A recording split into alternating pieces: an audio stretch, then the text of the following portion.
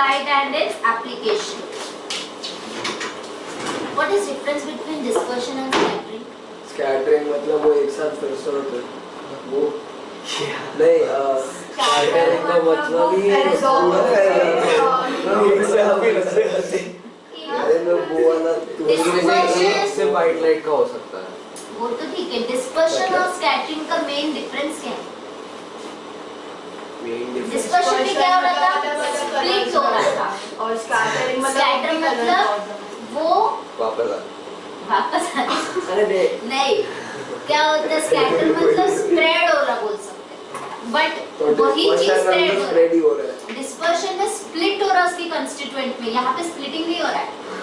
White light अगर आ रहा है तो व्हाइट लाइट ही रहेगा, वो स्प्लिट नहीं हो रहा है स्कैटर. तो हाँ ठीक है. बट डिस्पर्शन में it was splitting into its constituents. समझ में आया? ठीक है. तो scattering is the process of absorption and then re emission of light energy. मतलब कोई भी पार्टिकल अपने एयर में डस्ट पार्टिकल से कोई भी मॉलिक्यूल से it will absorb that some energy and then re emit that process is called what? Scattering. ठीक है.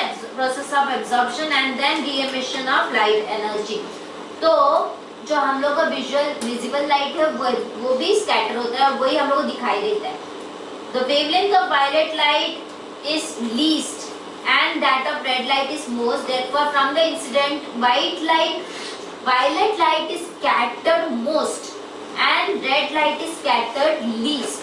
ठीक है. तो ज्यादा वायलेट लाइट स्कैटर हो गया तो जितना ज्यादा वो स्कैटर होगा उतना ज्यादा उसका लॉसेज होता है. इसलिए आपको वो कलर जब आपका सनसेट और सनराइज में दिखता है आप लोग दिखोगे कि रेड कलर ज्यादा हमको दिखाई देता है. बिकॉज ब्लू एंड उसके जो भी कंस्टिट्यूएंट वायलेट के कंस्टिट्यूएंट कलर्स है वो स्कैटर होकर लॉस हो जाता है. तो बचा के हमारा रेड वाले जो पार्ट है, इसलिए हम लोग को वहाँ पे वो टाइम पे वो दिखाई देते रेड कलर्स. ठीक है. As a result, the light from sun when reaches on Earth's surface has less intensity of light of violet and more intensity of light of red color. However, the air molecules of size bigger than the wavelength. Wavelength तो 10⁻⁻10 के nanometre वाले में है, तो फिर उससे बड़ा हो सकता है ना एयर मॉलिक्यूल्स. अगर उससे बड़ा मॉलिक्यूल का साइज मिल गया तो फिर scatters the light of all wavelength और फिर हमको व्हाइट कलर ही दिखाई देता है. इसलिए मोस्ट ऑफ द टाइम हम लोग आसपास में तो व्हाइट, ऐसे अभी मेरे को तुम लोग देखते हो रेड या ब्लू नहीं दिखाई देता कि यहाँ पे हम लोग को पूरा व्हाइट कलर इसमें दिखाई देता है. Some application of scattering. पहला है red colour of sun at the sunrise and sunset. अब ये सारे जो एप्लीकेशन है ना इसमें क्वेश्चन पूछ सकते हैं. ठीक है. तो क्या होता है? At the time of sunrise and sunset the light from sun has to travel longest distance. Diagram हम लोग ने दिया है ना, अगर ये यहाँ से यहाँ आ गया तो फिर कम डिस्टेंस ट्रैवल करना पड़ेगा. वेयरएज इस पोजीशन में it has to travel longest distance. जितना ज्यादा डिस्टेंस उसको ट्रैवल करना है उस ट्रैवलिंग के टाइम पे ज्यादा लॉस हो जाएगा ब्लू कलर का. Right. So, since the blue light of short wavelength is scattered more, much of it is lost, while the red light of long wavelength is scattered a little, so it is not much lost. Thus, blue light is almost absent in sunlight reaching the observer, and only the red light reaches us. Sun की बात करें हम लोग, जब हम लोग sun को देखते हैं तो हमको वो reddish. As a result, the sun and the region nearby it is seen red. समझ में आया ये? समझ में आया डाउट इसमें. Next is white colour of sky at noon. दोपहर के टाइम पे स्काई का कलर हमको व्हाइट दिखता है. At noon sun is directly above our head, है ना, 12 बजे के आसपास. So we get the light rays directly from sun after travelling the shortest distance.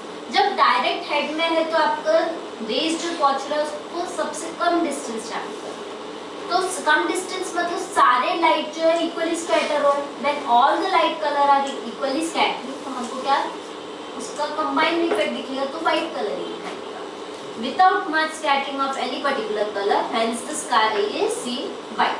अब क्या हो गया? Blue colour of sky. Sky blue क्यों है? ये क्वेश्चन तो बहुत कॉमनली पूछते हैं. ब्लू कलर ज्यादा स्कैटर होता है तो Light from sun has to travel a long distance of the Earth's atmosphere before reaching us. As light travels through the atmosphere, it gets scattered in different direction, of course, by the air molecule present in its path. The blue light, due to its short wavelength, is scattered more. compared to the red light of long wavelength. Thus, the light reaching our eyes during from the sun is rich in red color, while the light reaching our eye from all other direction is scattered blue. ये इसका समझ में आया क्या हुआ? सन जब सन के race आ रहे हैं तो हम लोग ने बोला सबसे ज्यादा कौन स्कैटर कर रहा है? ब्लू।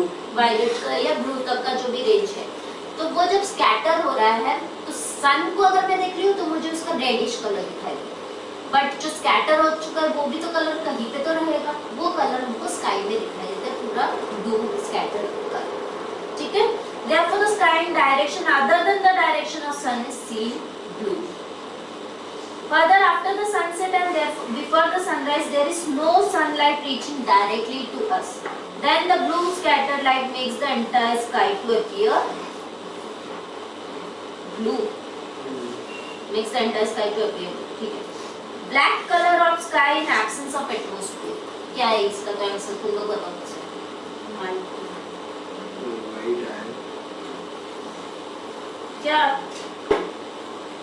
अगर अच्छा अगर एटमॉस्फेयर ही है तो उधर स्कैटरिंग ही नहीं होगा, and no scattered light would reach our eyes and thus the sky will appear black. ठीक है, since there is no atmosphere on moon, therefore no scattered light reaches the moon's surface.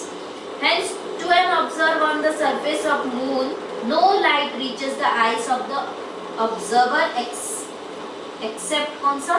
Light reaching directly from the sun. जो directly सन से गिर रहा है वो खाली हमको दिखाई देता है, बाकी हम लोगों को नहीं दिखाई देगा.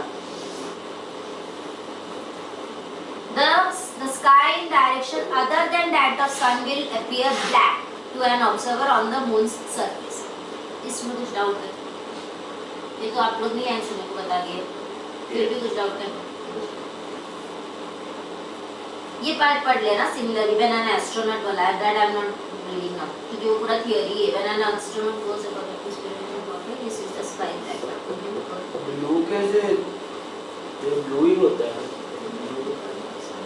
हाँ, वो भी ब्लू कलर स्कैटर होने की वजह से दिख रहा है. The stars and other heavenly bodies are seen as usual but without twinkling. White color of clouds. Clouds are nearer the Earth's surface and they contain dust particle and aggregates of water molecule of size bigger than the wavelength of visible light. Therefore, the dust particle and tiny ice particle present in clouds scatter all colors of incident white light from sun to the same extent. क्या लिखा है? Clouds जो है हम लोग हमारे लिए actually वो काफी दूर हमको ऐसा लगता है, लेकिन as compared to our distance from the sun, clouds हमारे लिए काफी पास में ही है. That is why they have written that clouds are nearer the earth's surface and they contain what? dust. Clouds में क्या क्या होते हैं? वही होते हैं, dust particles होते हैं और बाकी के molecules रहते हैं, air का molecule, oxygen का, different gases के molecules होते हैं and aggregates of water molecules of size bigger than the wavelength of visible light. अब molecules को हम अलग अलग साइज हो सकते हैं. एटम्स का सेम साइज रहता है ना, मॉलिक्यूल्स एक साथ कंबाइन होके उसका डिफरेंट साइज रहेंगे. तो अगर उसका साइज विजिबल इसके वेवलेंथ से ज्यादा है तो वहाँ पे स्कैटरिंग होगा. अगर सारे कलर्स एक ही जैसे स्कैटर्स हो गए तो व्हाट विल सी व्हाइट. तो इसके लिए क्लाउड्स में क्या हो जाते हैं, उधर के जो मॉलिक्यूल्स है वाटर के, it is having more wavelength as compare to the wavelength of visible light, जिसकी वजह से इक्वली स्कैटर करते सारे कलर्स को और हमको व्हाइट कलर. आपका एक टॉपिक हो जाएगा तो बता देंगे. हाँ, You saw white color clouds. Clouds में क्या क्या है? वाटर मॉलिक्यूल्स है.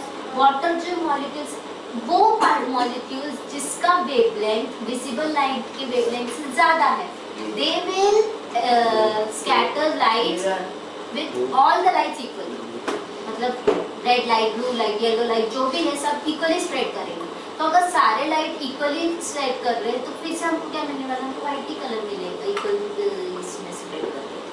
Therefore, the dust particle and tiny ice particle present in clouds scatter all colors of incident white light from sun to the same extent. इसलिए बोला सब same extent में scatter. And hence when the scattered light reaches the eyes, the clouds are seen white. uses of red light for the danger signal. Of course, इसका सब frequency wavelength कितना है? Red light का ये सबसे ज्यादा है। सबसे ज्यादा है ना?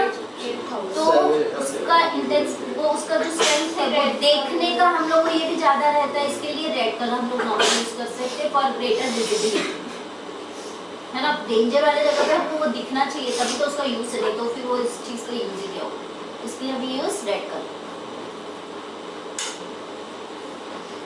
ठीक है, ये हो गया।